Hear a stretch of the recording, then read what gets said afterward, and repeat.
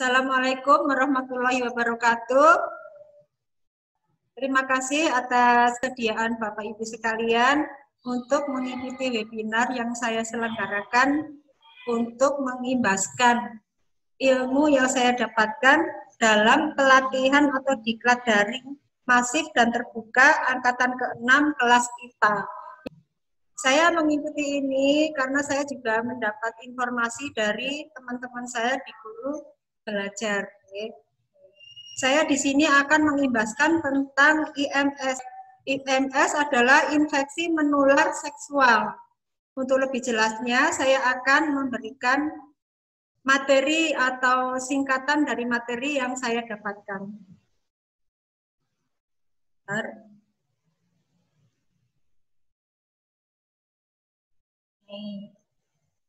Ini adalah materi yang saya dapatkan pada diklat daring masif dan terbuka atau didamba angkatan 6 kelas IPA.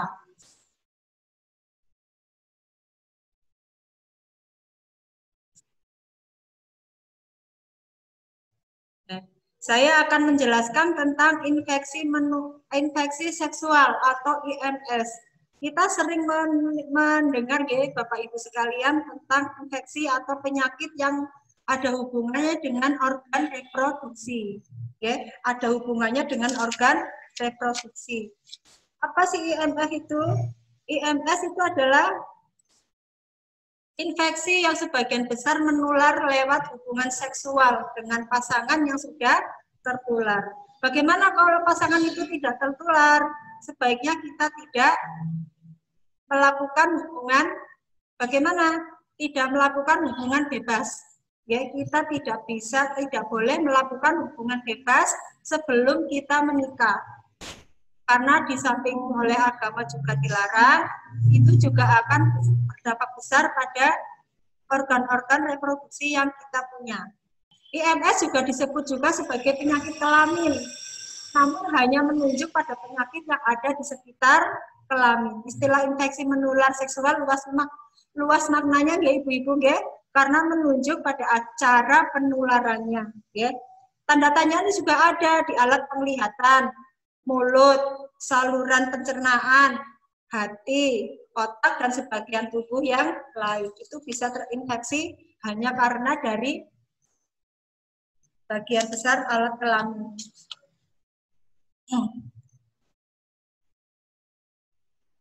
Akibat yang dapat ditimbulkan dari IMS, yaitu kemandulan. Kalau kita selalu atau sering berhubungan bebas dengan lain jenis, dengan pasangan yang berganti-ganti, itu juga bisa menyebabkan kemandulan. Kemudian keguguran atau aborsi. Kemudian kanker bisa menyebabkan kanker leher rahim. Biasanya kalau kita berhubungan bebas, orang-orang itu kadang kan lupa untuk tidak membersihkan organ intim. Karena organ intim itu sangat penting ibu-ibu, sangat penting untuk apa? Untuk dijaga kesehatannya. Kemudian mengganggu fungsi penglihatan dan otak. Itu juga bisa akibat dari yang ditimbulkan dari infeksi menular seksual. Kemudian dapat ditularkan kepada janin atau bayi. Nah, ini kalau seorang ibu yang dulunya itu maaf ya dalam tanda kutip bekerja sebagai pekerja seks komersil, itu kemungkinan besar itu bayinya juga akan tertular. Karena apa? Itu mungkin pasangan mereka sudah terinfeksi oleh penyakit yang sudah ada pada dirinya. Kemudian bisa meningkatkan resiko tertular HIV. Itu lebih parah lagi nih kalau sudah kena HIV.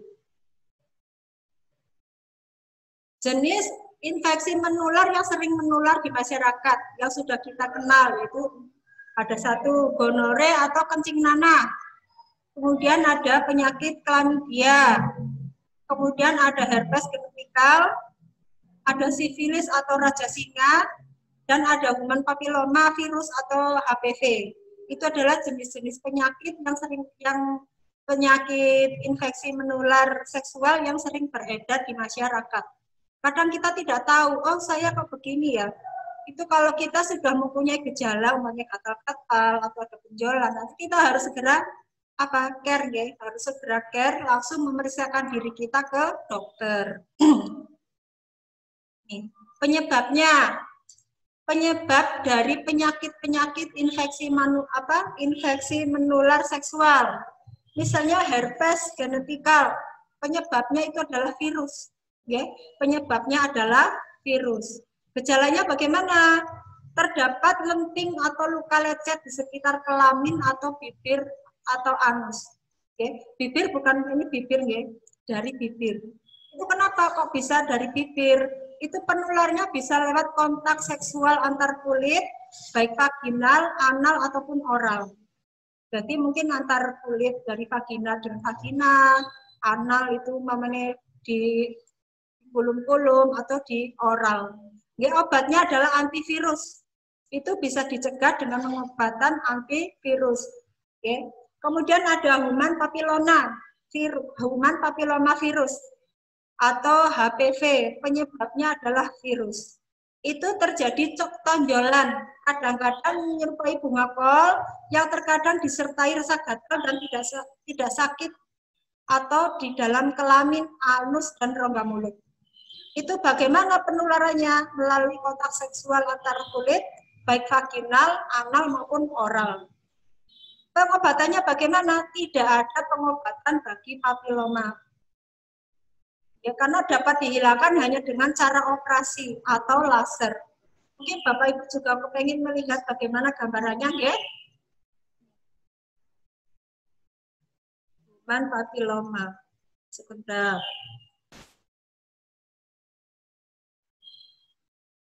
Nah ini Bu, ini adalah ciri-ciri orang yang terkena human papiloma. Oke, ini pada tahap awal infeksi, ini ada di seputar kelamin, ya, alat reproduksi laki-laki dan perempuan. Ini, dalam tahap awal, tahap perusakan jaringan, ini sudah parah. Ini biasanya ditandai dengan ini, Bu, dengan bintil-bintil, ya, ada bintil-bintil di sekitar bibir atau di kulit, ini, di tangan. Itu sulit disembuhkan kalau tidak dengan operasi atau laser. Ini juga di kaki. Ini karena kalau sakit ini bernanah. Oke. Terusan ada juga penyakit gonore atau kencing nanah. Gonore atau kencing nanah itu biasanya ini, Bu. Penyebabnya itu adalah apa?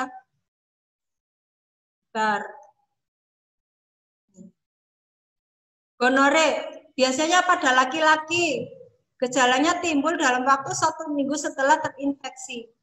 Kemudian ada rasa sakit saat kencing atau ereksi, ini kencing waktu ereksi, ya. Kemudian keluar nanah pada saluran kencing. Stadium tinggi sering tidak tergejala.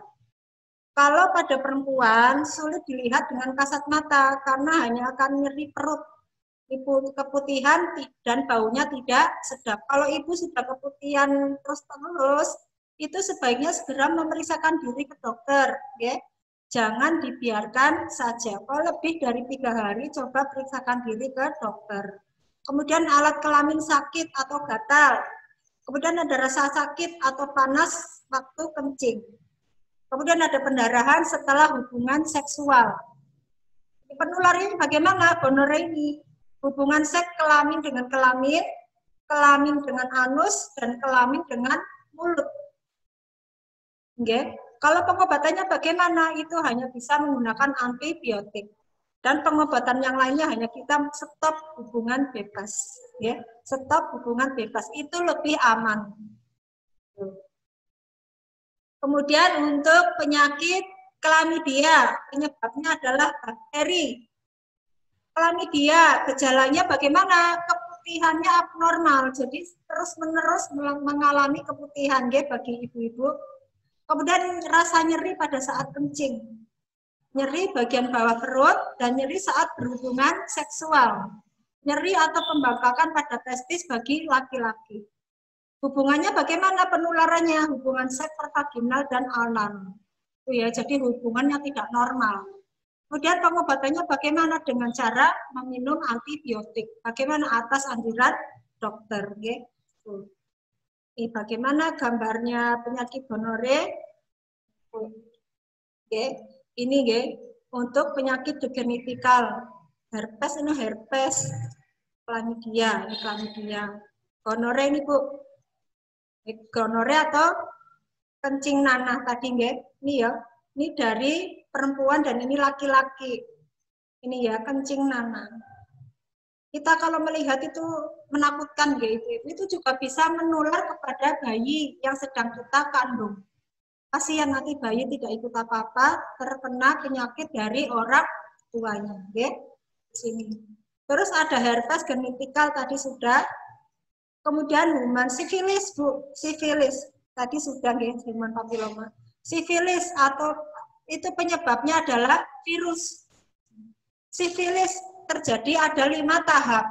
Pada tahap pertama terjadi hanya 9 sampai 90 hari setelah terinfeksi. Itu gejalanya bagaimana? Timbul luka, tidak nyeri di penis. Sifilis. Kemudian tahap 2 yaitu sifilis sekunder, terjadi beberapa bulan setelah tahap 1 penularan. Ini bercak merah tidak gatal di tangan dan kaki, pembesaran kelenjar inta, kulit di sekitar alat kelamin dan anus. Kemudian hubungan penularannya bagaimana? Melalui hubungan seks kelamin dengan kelamin. Kemudian kelamin dengan mulut, kemudian kontak dengan bagian yang terinfeksi. Umpamanya ibu sudah terkena infeksi sifilis, itu kalau berhubungan dengan hubungan seksual itu yang berhubungan itu bisa tertular dengan penyakit yang sudah bawaan dari orang yang sudah terkena sifilis. Pengobatannya bagaimana? Menggunakan penisilin. Namun kerusakan organ tubuh tidak bisa diperbaiki. Sifilis, gambarnya coba sebentar.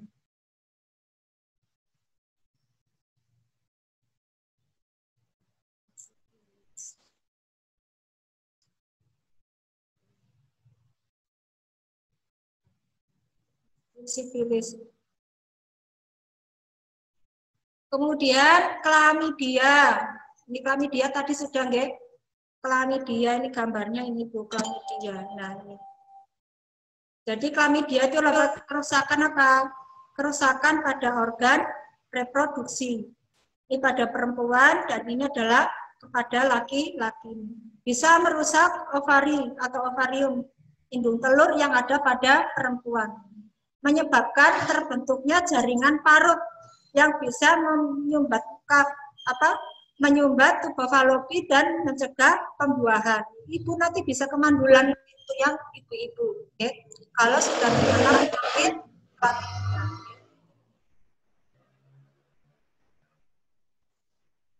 Kemudian gejala penyakit infeksi menular seksual apa saja? Keluarnya sekret atau cairan dari penis, vagina atau anus. Pada perempuan, keputihan yang keluar semakin banyak. Nyeri atau terasa panas ketika kencing, kemudian gatal-gatal di daerah alat kelamin. Kemudian benjolan, terdapat benjolan atau bintil, atau luka pada penis, vagina, anus, atau mulut. Kemudian apalagi gejalanya? Pembengkakan di pangkal paha. Kemudian nyeri pada perut bagian bawah, itu bagi wanita, dan nyeri badan bengkak pada buah pelir pada laki-laki. Pengobatannya bagaimana? Tidak semua IMS dapat diobati. Herpes dan HPV termasuk jenis infeksi menular seksual yang bisa disembuhkan. Jadi parasit itu biasanya penyebabnya yaitu parasit atau bakteri. Nih. Dengan penyebab virus tidak dapat diobati, kecuali kutil kelamin atau apa tadi papiloma bisa diobati hanya dengan menggunakan laser atau operasi. Nah, itu bisa diobati. Kemudian kita juga melakukan vaksinasi untuk mencegah HPV. Secara lengkap vaksin kita harus vaksinasi. Bagi pasangan seksual agar infeksi tidak berulang, ajak pasangan untuk periksakan diri ke dokter. Jangan malu untuk periksakan diri ke dokter.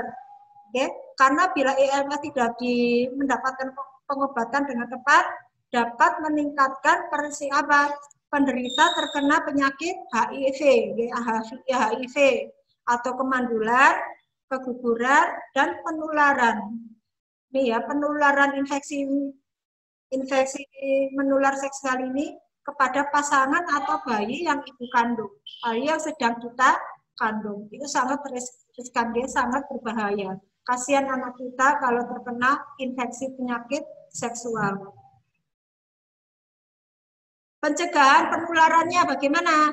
Tidak melakukan hubungan seks sama sekali adalah cara paling aman untuk mencegah terjangkitnya infeksi menular seksual dan sangat disarankan bagi para remaja, apalagi yang belum menikah. Dilarang ya, ibu yang belum menikah jangan bermain-main dengan organ intim. Kita jaga saja organ intim yang kita punya. Organ reproduksi itu cuma satu, ibu, gratis. Kalau kita sakit, nanti pengobatannya tuh mahal. Juga nanti kita juga akan merasa minder kalau kita merasa diri kita sudah terinfeksi penyakit seksual. Okay? Nanti kan para stigma orang-orang kan negatif terhadap kita. Okay? Alangkah baiknya kita juga mencegah, ya, tidak berhubungan dengan lawan jenis sebelum kita menikah. Dapatkan vaksin untuk HPV secara lengkap. Ya, bagi pasangan yang mau menikah biasanya divaksin dulu supaya tidak terinfeksi. Dan cara pencegahan yang lainnya itu bagaimana? Kita harus sering-sering mencuci organ reproduksi. Apabila kita buang air kecil atau air besar, kita harus mencucinya sampai bersih, membersihkan sampai bersih. Arahnya bagaimana? Dari depan ke belakang. Setelah itu dielap, ya, diusap dengan tisu atau handuk. Supaya bagaimana organ reproduksi kita tetap terjaga kelembabannya, supaya tidak terlalu lembab. Nanti kalau organ reproduksi kita terlalu lembab, itu gampang sekali terjadi apa? Datangnya virus, bakteri, atau penyakit yang lain. Ya. Usahakan daerah organ intim kita selalu kering.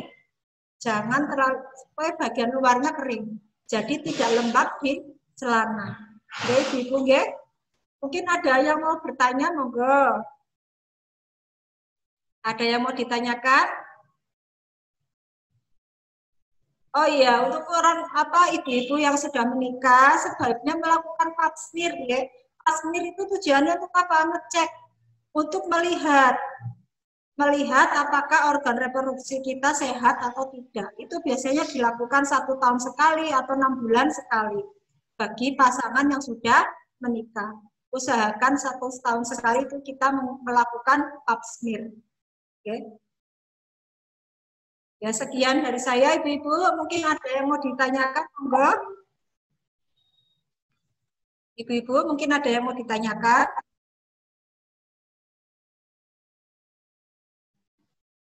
Baiklah, ibu-ibu. Terima kasih atas perhatian dan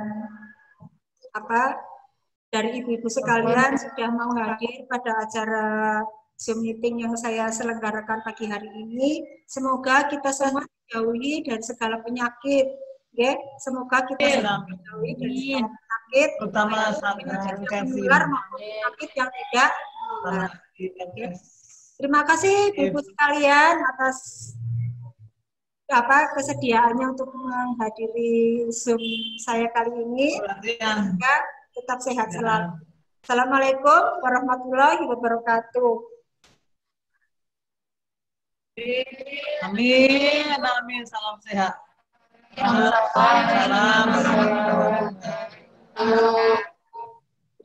Salam sehat.